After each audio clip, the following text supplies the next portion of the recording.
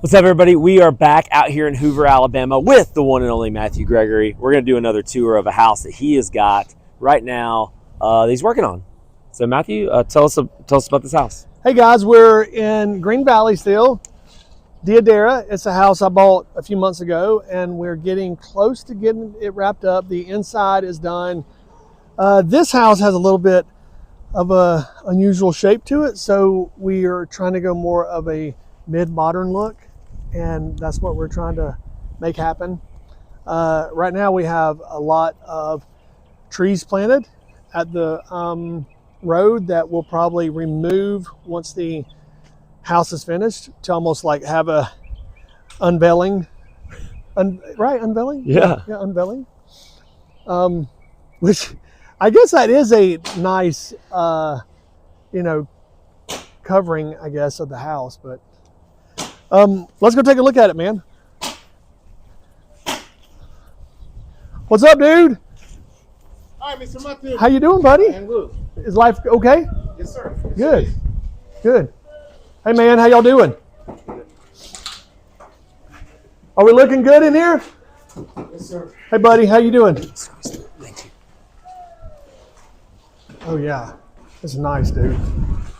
So this is kind of a den, kind of entry area off the carport, den with the laundry room and a pantry will be in there.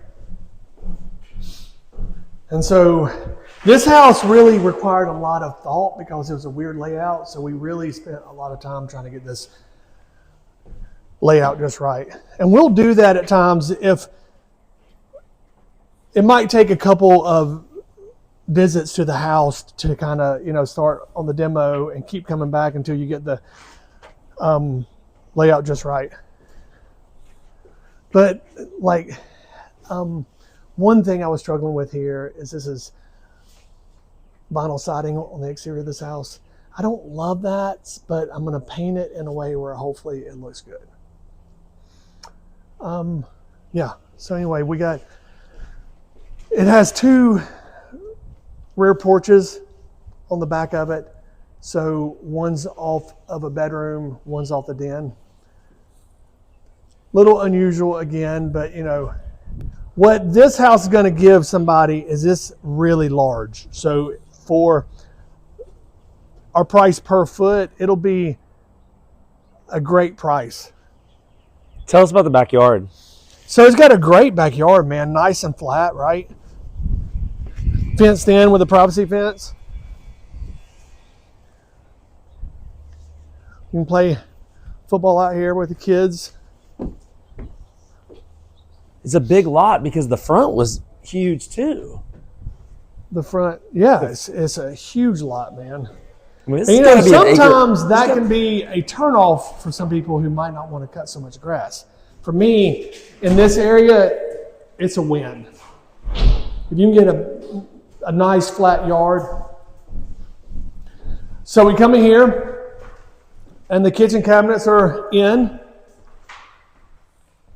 Base cabinets are in at least.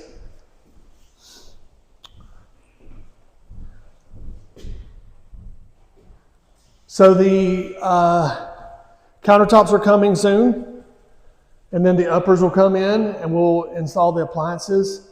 So really the hardwoods are done, the painting is done. So what's left here is electrician comes in,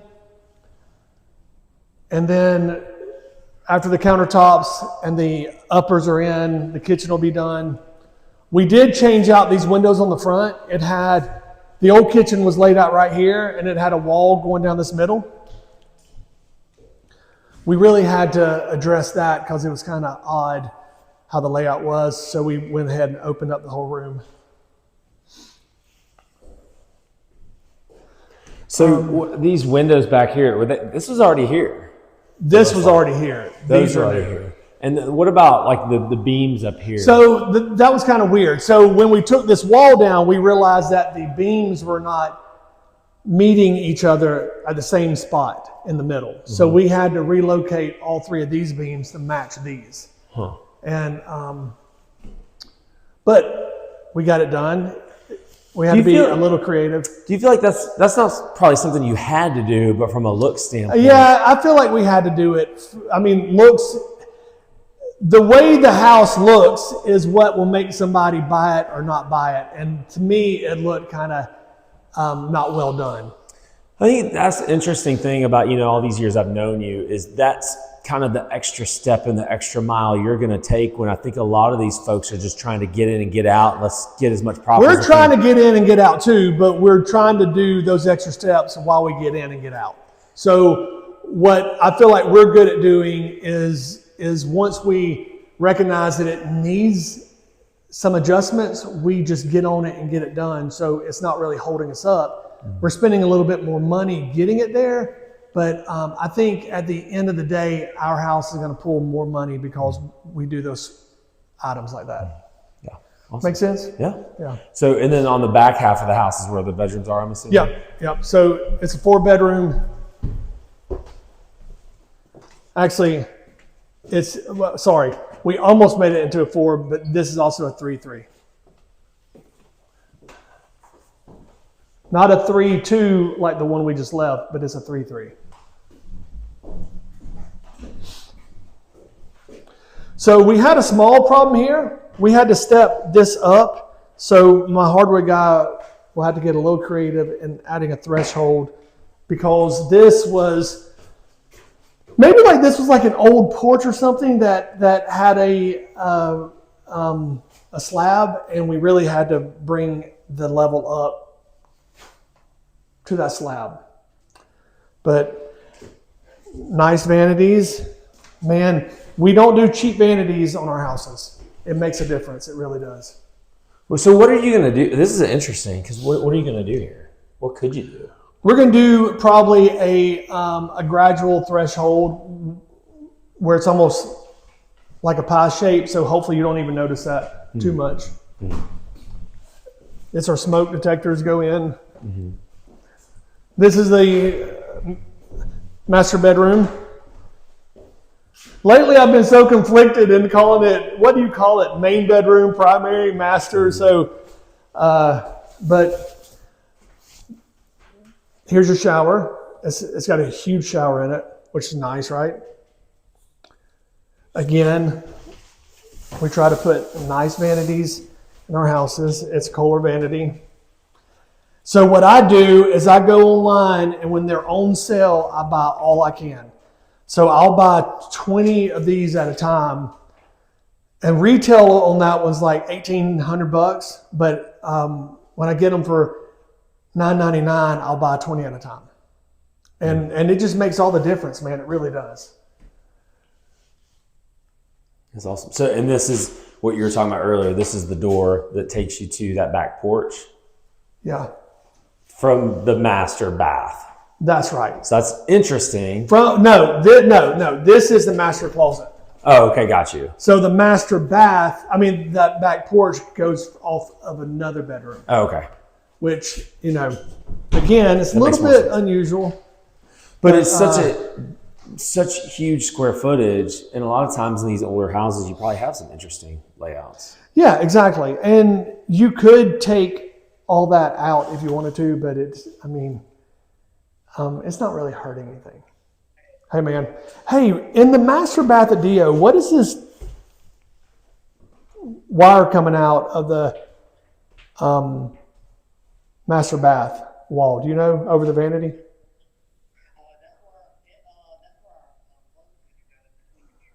Got you. Okay. So he'll put it, like, how will we do that? The mirrors are in. Yeah. Okay, cool.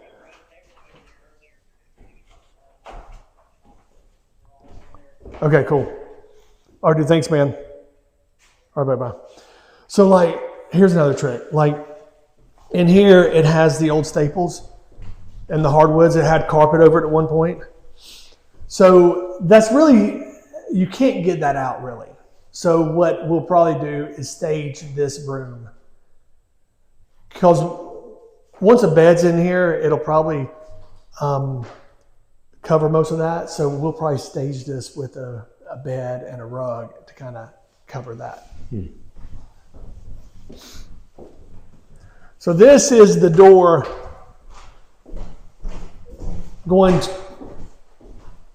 to that back porch. It's not painted yet, but it is a little unusual.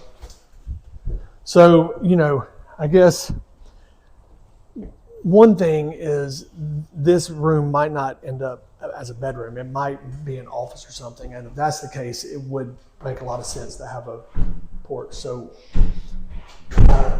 depending on what the buyer's needs are is what, you know, makes sense? Yeah.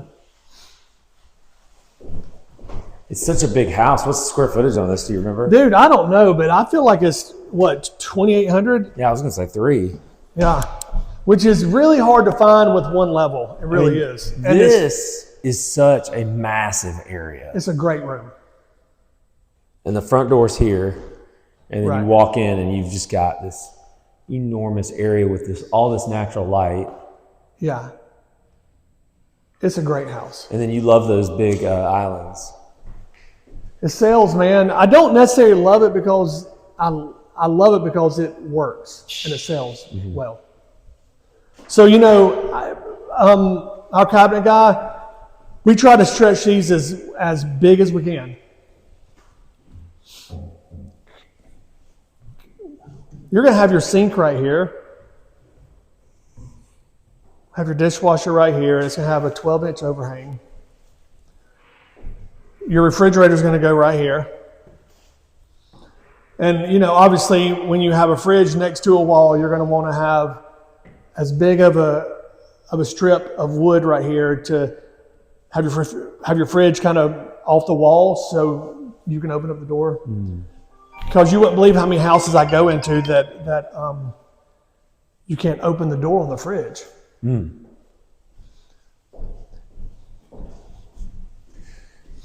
So in here will be a nice laundry room and a wall of pantries right here. So what I've started doing is on all my houses, I'm trying to put in built-in pantries because the market's not moving as well as it was maybe 2 years ago. So you really have to step it up on your layouts and your remodels because, I mean, your buyers might have other houses they're interested in too, and you have to get yours on top of that list. We're having to work harder to get each house sold right now. But I'm not scared of work. I want to walk through the numbers. Do you want to do that in here or do you want to do that outside?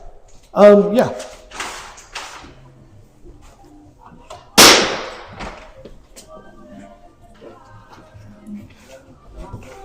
When are you going to start exterior paint? Tomorrow? I want to start with Wednesday because I have to put something around, fix. Okay. Weather's good though, okay? Yeah. All right, buddy. Thanks, man. Okay, you're welcome, Mr. Martin. I'll see you later, alligator.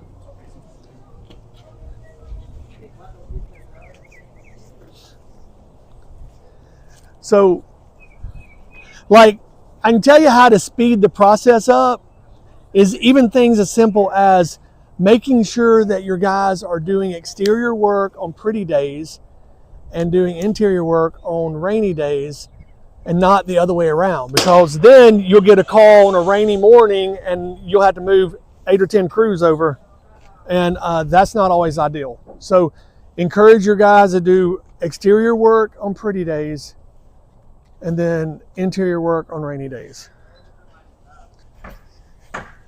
This is hilarious that you're going to get rid of all these trees that they probably worked so hard to put up. Well, do you think, here's what I'm going to do. Here's what I'm going to do. When it's ready to do the landscaping, I'm going to call the listing agent here and maybe 2 other agents I know and say, what do you think we should do? Because I'm still on the fence. Do I get rid of all these trees? It's going to cost money to do that, but it will open the house. And I would say this, if we didn't have a backyard where kids could play in it, then you'd want all this in the front yard because kids would be out here playing. But I don't know if you want all these trees, do you? Somebody obviously went to... If you're a recluse and you don't want anybody to see you, keep the trees. Somebody went to such a huge extremes to get all these planted perfectly like this to create the privacy. Yes. Yes, and maybe if I get multiple people over here that know what buyers are going to want. But last thing I want to do is get buyers here and say, why would I want this house when you can't even see the house? Like, yeah, I don't know yet. Gotcha. I've got to figure that out. So we just did a walkthrough of this house over here in Hoover. Matthew, give us the numbers. What'd you buy it for? Okay, so what do you think you're going to put in it? Okay, so I paid $260 for this house. Okay. We're at $105,000 right now. I think by the time we're done, we'll have 140, 150 in it. Okay. Almost just like the other one. I think this one could pull a little bit more than the other one because of the size if we get it looking the right way. And I really think we have a plan to get it looking right. Still, a few unanswered things like what are we going to do with the landscaping, because it is kind of a jumbled up mess right now here. But with this yard, it could be fantastic. Yeah. So I think it'll be priced around $500. You going to be happy with that? Yeah. Why wouldn't I be? No, I'm just asking. I don't like, am I missing something? 260, 150, 410, right? 410, but plus obviously closing costs. Yeah. So if you can make over 40 on one, for me, it's worth doing. Our average is right around $70,000 per house per flip.